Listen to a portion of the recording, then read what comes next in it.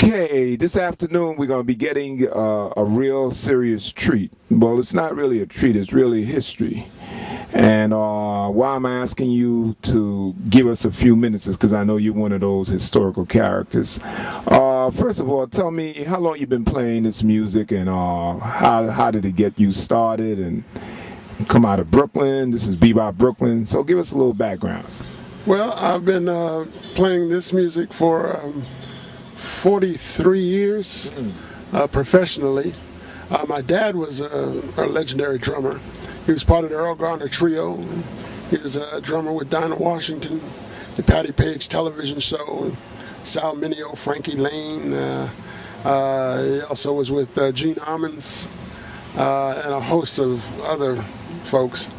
And he used to drag me to rehearsals and stuff. And so I basically learned this through osmosis, I guess, just being in rehearsals and stuff. And at the age of 15, I started playing. I had a group called the Stereophonics. We started right here on St. John's in Nostrum. We had a basement rehearsal studio there. And mostly we played reggae. And then I got my first break with a group called the Five Stair Steps. We had a record called Ooh Child. Ooh Child. And we're going to get better. There you go. And from there I went to Wilson Pickett. And Wicked Mr. Pickett. Yep, and Jackie Wilson and the Lost Generation, the Sly Slick and the Wicked, out of Chicago. And it went on until I think it was 1982. No, 1978, as a matter of fact.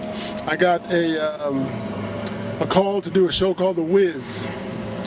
And I had done previously, substituted on Your Arms Too Short to Box with God, Vinette Carroll's Broadway show. And I Love My Wife. But The Wiz was my first tour. The touring company of The Wiz did that for 13 months. And then I started a 12-year run on Broadway circuit.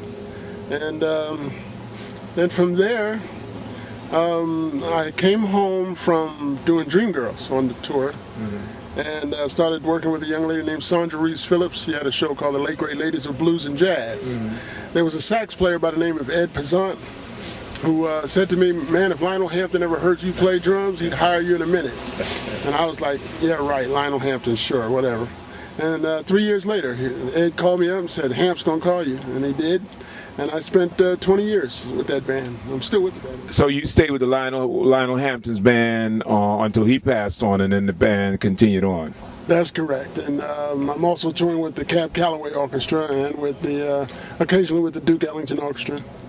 And now I have my group called Nucleus. Oh, yes, okay. So we're going to get a taste of Nucleus today. Yep, tonight we're going to do Nucleus. And I love playing here at the park. You know, I grew up in the Gowanus Projects, and I live about 5 blocks from here. So, you know, it's nice to be at home. So you've been in Brooklyn probably since, they say Moby Dick was a goldfish. Yeah, Guppy, actually, yeah. Or tadpole. Yeah, I was born in Kings County Hospital, and I lived a short stint in L.A., and we moved back to Queens and then back to Brooklyn. What does bebop mean to you?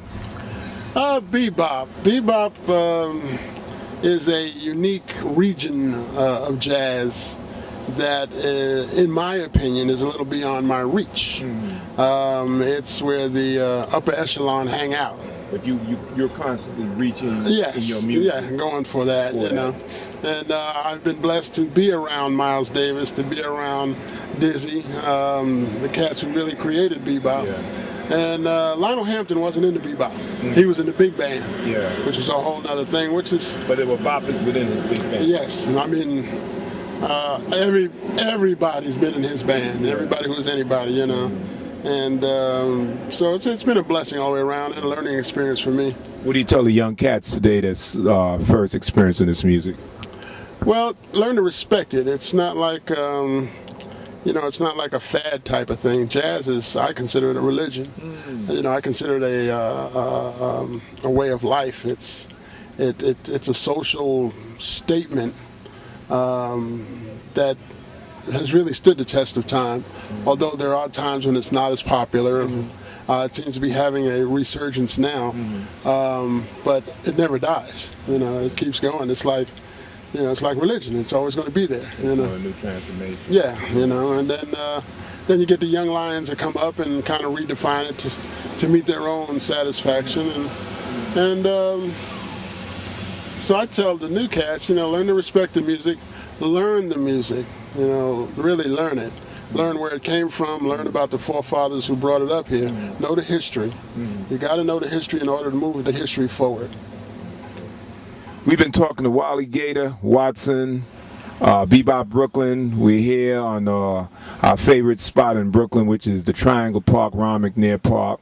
We're here every Thursday evening to do Bebop Brooklyn.